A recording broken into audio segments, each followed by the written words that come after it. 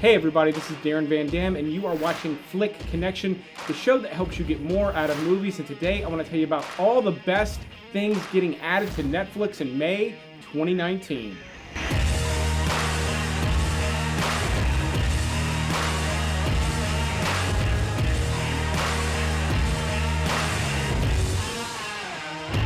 So this is going to be a fairly comprehensive list. While it is not the full list, it's going to be everything that you probably should or would care about, including some Netflix originals, including some classic movies that are just getting added. So first off, I'm going to tell you about some of the more well-worn movies that are getting added on May 1st. The Matrix Trilogy gets added on May 1st, and believe it or not, the original Matrix is now 20 years old, and yes, that does make it a classic. Scarface also gets added on the 1st. Hoosiers, one of the greatest sports movies of all time. If you've never seen it, perfect opportunity. And then Fear and Loathing in Las Vegas gets added as well. For some horror picks, Scream gets added on the 1st.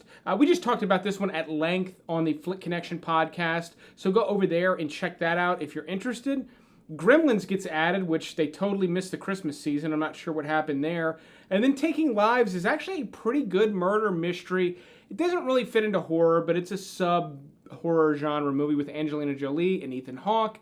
It's good. It's not great, but it's pretty damn good. If you've never seen it, I recommend it. It's a top pick from the month almost, but I'm about to get into my top picks for the month. Before my top picks, there are a slew of comedies getting added, including The Wedding Crashers, Dumb and Dumber, ZombieLand, Harold and Kumar Escape to Guantanamo Bay, and if that wasn't enough of a mouthful, we've also got Austin Powers' International Man of Mystery and Austin Powers, The Spy Who Shagged Me. Austin Powers Gold member is already on the platform, so the trilogy has been added, just not at the same time. Again, I have no idea why. And then my top picks for some, older movies getting added. Start with Snowpiercer. This is a really great sci-fi movie that's not that old. It's one of the few movies Chris Evans has starred in outside of the MCU, and it's damn good. Tilda Swinton has a crazy role in it, and it's got this very sort of underclass, rising up sort of thing about these people that the last people on Earth live on this bullet train. It sounds bananas, but it actually works really, really well. Because of its placement here, it is absolutely one of my top picks of the month.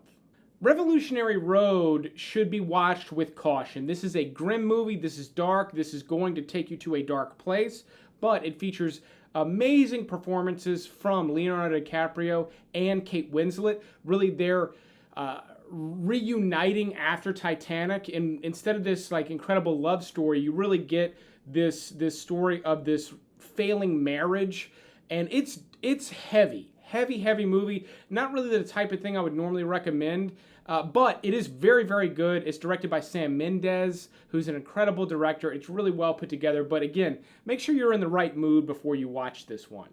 And then before we jump into the rest of the month, along with some of the Netflix originals getting added, Gosford Park is a great murder mystery movie. I know fans of Downton Abbey, which I never watch a show, but I happen to know fans of that show will really like this movie. It's really well done. It was nominated for Best Picture the year it came out. Great performances, and again, a great murder mystery that takes place in sort of this upper class manor in the UK. Really brilliant stuff.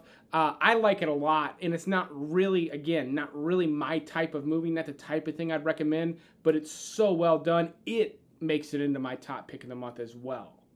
So that is it for May 1st. There are a lot of other things added. Those are my top picks, but if you want the full list, it's something I put out every month for my Patreon supporters starting now. So there's a link to that in the description. You can check out the perks and stuff for becoming a Patreon supporter, but it will help me put out new content like this on a regular basis. But moving on May 3rd, Extremely Wicked, Shockingly Vile, and this is a hard title to get out. Extremely Wicked, Shockingly Evil, and Vile is a movie about Ted Bundy. So Netflix just had the Ted Bundy tapes, which I found particularly interesting. I've always been interested in the story of Ted Bundy, one of the most notorious serial killers in America of all time. It's a good series. It's only 4 episodes, so about 4 hours, but there's a movie starring Zac Efron. Now, this movie has taken a lot of flack because the original trailer for it really seemed like they were hamming it up a little bit, like record stops, and just seemed like they were trying to make it a little fun. And this is a very, very dark story. Now, my understanding is that's not the tone of the movie, and it was kind of a misfire on the original trailer. There's a new trailer. Netflix has purchased the movie. They're distributing it, at least here in the US.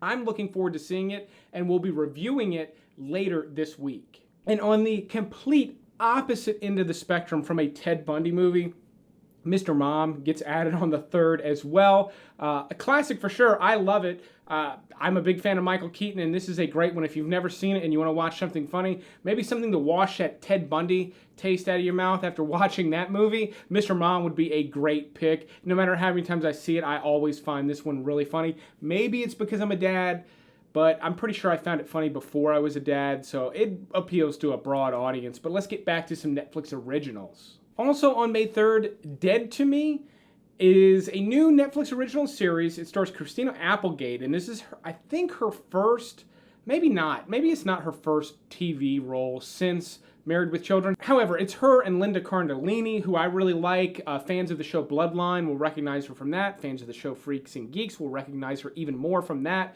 But they're together in it, and they're both a couple of widows.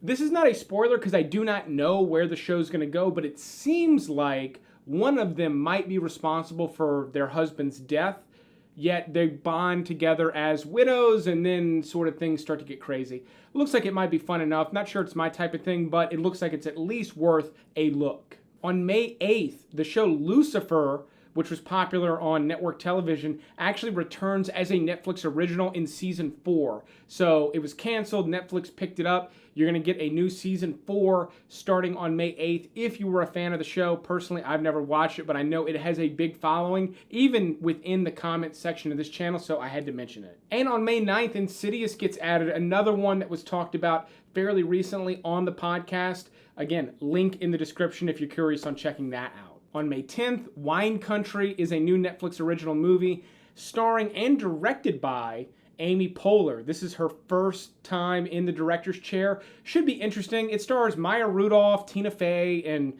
half of the other women from SNL over the last 10 years. But I'm a fan of some of those ladies. They're really funny. There's a reason they're successful. This movie's probably going to be funny.